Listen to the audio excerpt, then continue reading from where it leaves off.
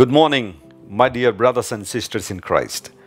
యేసుక్రీస్తు వారి శ్రేష్టమైన పూజింపదగిన పరిశుద్ధమైన నామంలో మీ అందరికీ శుభాలు ప్రకటిస్తున్నాను. ఈ ఉదయకాల సమయంలో దేవుడు మనకిచ్చిన మెళకువను బట్టి దేవునికి మహిమ కలుగును గాక. గత రాత్రి దేవుడు చక్కని విశ్రాంతి మనకిచ్చారు. ఈ ఉదయకాల సమయంలో ఆయన స్తుతించు వారంగా, ఆయన గణపరచు వారంగా, ఆయన కీర్తించు వారంగా దేవుడు మనలను నిలిపినందుకు మనం ఆయనకి కృతజ్ఞతాస్తుతులు చెల్లించాల్సిన వారమై ఉన్నాం.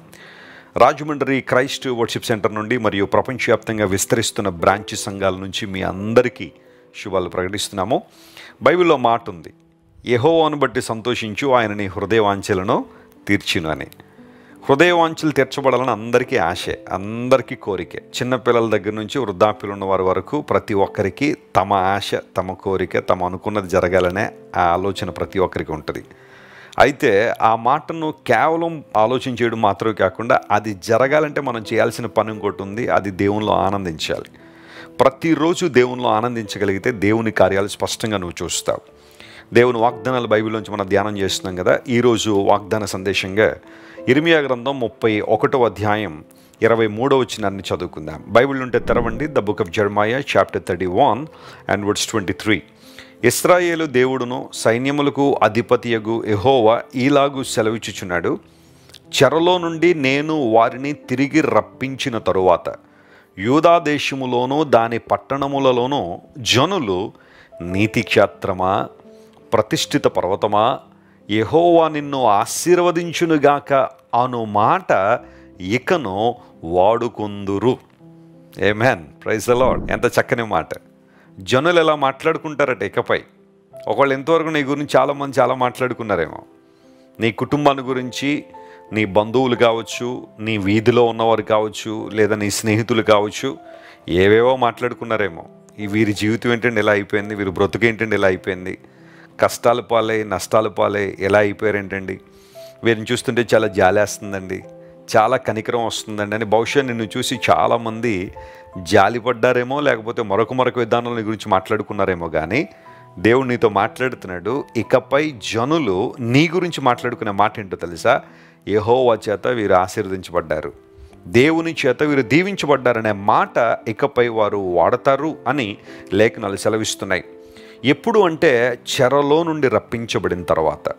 ఓ ప్రశ్న అడుగుతున్నాను, నువ్వు ఏ చెరలో ఉన్నావు, ఏ బంధకాల్లో ఉన్నావు పరీక్షించుకోవాలి. దేవుని దగ్గరికి వచ్చినప్పుడు మనం అడగాల్సిన మొట్టమొదటి అంశం ఏంటంటే, ప్రభువా నాకు అది కావాలి ఇది కావాలని అడగడం మంచిదే, కానీ అంతకన్నా ప్రాముఖ్యంగా నీవు ఏ విషయాల్లో బంధించబడి ఉన్నావో ఆ బంధకముల నుంచి విడుదల కావాలని దేవుణ్ణి అడగాలి. నువ్వు ఆశపడితే దేవునికి విడుదల ఇస్తాడు. కొంతమంది బంధకాల్లోనే ఉంటారు, బంధకాల్లోనే బంధించబడి ఉండి వారి జీవితంలో చాలా మేళ్ళు జరగాలని ఆశపడతారు. దేవుడు మేలు చేయడానికి ఎప్పుడూ సామర్థ్యం కలిగిన వాడే. ఇన్ఫ్యాక్ట్ నిన్ను వాడుకోవాలని దేవుడు చాలా ఆశపడుతున్నాడు. తన పరిచర్యలో, తన సేవలో, తన రాజ్య వ్యాప్తిలో, స్వార్థ వ్యాపకంలో నిన్ను అత్యంత బలంగా వాడుకోవాలని దేవుడు ఆశపడుతున్నాడు. కానీ నువ్వు వాడబడలేకపోవడానికి కారణం నీవేదో బంధకంలో బంధించబడి ఉన్నావేమో. ఒకసారి గుర్తించగలవా ఆ బంధకం ఏంటో, ఆ చెర ఏంటో గుర్తించగలవా?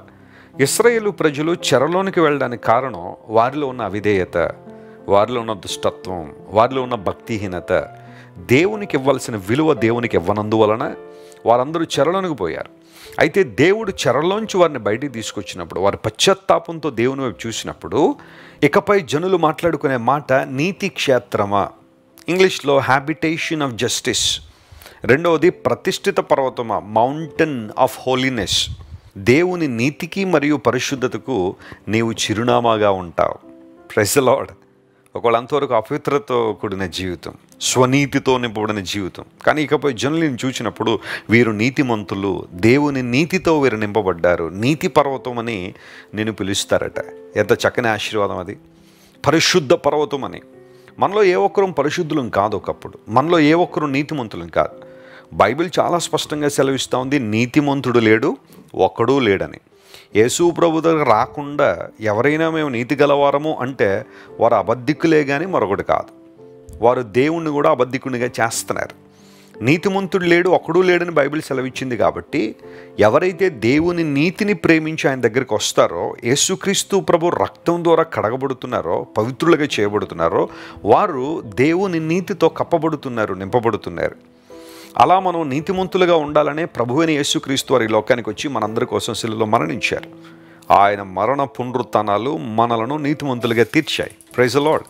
అంటే ఒక వ్యక్తి యేసు ప్రభు మరణాన్ని, ఆయన పునరుత్థానాన్ని గనక నమ్మకపోతే ఆ వ్యక్తి నీతిమంతుడిగా తీర్చబడలేడు. ఈరోజు చాలామంది తాము చేసే క్రియల ద్వారా నీతిమంతులు అవ్వాలని విశ్వ ప్రయత్నాలు చేస్తున్నారు. ఇంకో మాటలో చెప్పాలంటే విఫల ప్రయత్నాలు చేస్తున్నారు చాలామంది. తాము చేసే దాన ధర్మాల వలన, తీర్థయాత్రల వలన, తపజపాల వలన, రకరకాలైన భక్తి, ధార్మిక, సాంఘిక సేవా కార్యక్రమాల ద్వారా నీతిమంతులు అయిపోవాలని చాలా ప్రయత్నాలు చేస్తున్నారు.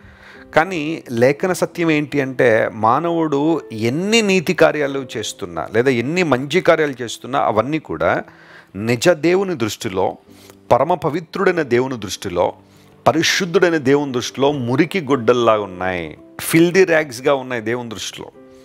అవి మనిషిని నీతిమంతుడిగా తీర్చడం లేదు.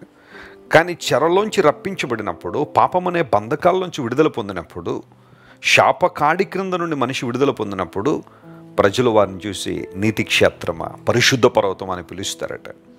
అగస్టిన్ అనే దైవజనుడు చాలా భయంకరంగా బ్రతికేవాడు. అతను యవ్వన కాలంలో ఎన్నో వ్యసనాలకు లోనై తల్లికి చాలా దుఃఖాన్ని మిగిల్చాడు. ఒక రోజున యేసు ప్రభుని అంగీకరించి సత్యాన్ని గుర్తించి తన జీవితాన్ని ప్రభువుకు అప్పగించిన తర్వాత అగస్టిన్ ఈ రోజున సెయింట్ అగస్టిన్ అని పిలుస్తారు. ఆ సెయింట్ అనే పదం, పరిశుద్ధుడైన అగస్టిన్ అనే పదం ఎవరిచ్చారు, ఎక్కడి నుండి వచ్చింది? యేసుక్రీస్తు ప్రభు రక్తం ద్వారా కడగబడినప్పుడు ప్రతి వ్యక్తి కూడా పరిశుద్ధుడిగా మార్చబడుతున్నాడు. అది నిజమైన ఆనందం, నిజమైన సంతోషం. యెహోవా చేత వీరు ఆశీర్వదించబడ్డారనే మాట ప్రజలు వాడుకుంటారు. నిన్ను చూసిన వారందరూ నీ దేవుని మహింపరుస్తారు. వీరు దేవుని చేత దీవించబడ్డారని ఈరోజు ప్రకటిస్తున్నాను. దేవుని సేవకునిగా మీరు దీవించబడాలి, మీ బిడ్డలు దీవించబడాలి. మీ ప్రతి పరిస్థితి మీద దేవుని అనుగ్రహం, దేవుని ఆశీర్వాదం ఉండాలని మనస్ఫూర్తిగా ఆశిస్తున్నాను. ఈరోజు ఈ వాగ్దానాన్ని క్లెయిమ్ చేస్తూ ప్రభువును స్తుతించండి. ఆ వాగ్దానం మీ జీవితంలో నెరవేర్చబడాలని ప్రార్థించండి. ఖచ్చితంగా మీ జీవితంలో అద్భుతాలు జరుగుతాయి. ప్రార్థన చేసుకుందాం. ప్రేమగల తండ్రి, మమ్మల్ని చెరలో నుండి విడిపించి నీతి క్షేత్రముగా, ప్రతిష్ఠిత పర్వతముగా మమ్మల్ని మార్చగలిగే సామర్థ్యం నీకు మాత్రమే ఉంది కనుక నీకు స్తోత్రాలు. నీ మంచితనాన్ని బట్టి, నీ విశ్వాస్యతను బట్టి, నీ నమ్మకత్వాన్ని బట్టి నీకు స్తోత్రాలు చెల్లిస్తున్నాం ప్రభువా. మా ప్రియులు ఎంతమంది అయితే ఈరోజు ఈ వాగ్దాన సందేశాన్ని ఆయా దేశాల నుండి, రాష్ట్రాల నుంచి, ప్రాంతాల నుంచి, పరిస్థితుల నుంచి, అయా విపత్కర పరిస్థితుల్లో కూడా కొంతమంది చూస్తూ ఉన్నారో వారందరినీ మీరే దర్శించండి. నీ ప్రత్యక్షతలు వారికి అనుగ్రహించండి ప్రభువా. నీ గొప్పతనాన్ని వారి జీవితంలో రుజువుపరచమని కోరుతున్నాం. అనారోగ్యంతో ఎవరైతే బాధపడుతున్నారో వారికి స్వస్థతనివ్వండి. అప్పుల ఊబిలోనూ రుణ భారంతో ఎవరైతే సతమతమవుతున్నారో వారికి విడుదల దయచేయండి. నీ చిత్తాన్ని ప్రతి ఒక్కరి జీవితంలో నెరవేర్చి ఉన్నతమైన ఆశీర్వాదాలతో వారిని నింపమని నీ సన్నిధిలో ప్రాధేయపడుతూ యేసుక్రీస్తు వారి సర్వోత్తమైన నామం పేరట అడిగి వేడుకొనిచున్నాము తండ్రి. Amen, amen. God bless you dear friends. Have a wonderful and beautiful day. మీరు ఇంతవరకు విన్న దైవ సందేశం మరియు దేవుని సేవకులు చేసిన ప్రార్థన మీకు ఆశీర్వాదకరముగా ఉన్నదని విశ్వసించుచున్నాము. ఈ సందేశాన్ని మీ స్నేహితులకు, బంధువులకు షేర్ చేయండి. మీకు ఏదైనా ప్రార్థన అవసరత ఉన్నచో మా ఫోన్ నంబర్లకు కాల్ చేయండి. దేవుడు మిమ్మల్ని ప్రేరేపిస్తే విశ్వాసంతో సాగుచున్న ఈ పరిచర్యను ప్రోత్సహించండి. మరిన్ని వర్తమానాలు, పాటలు వినుటకు జాన్ వెస్లీ మినిస్ట్రీస్ అను మా యూట్యూబ్ ఛానల్ను సబ్స్క్రైబ్ చేసుకొనండి.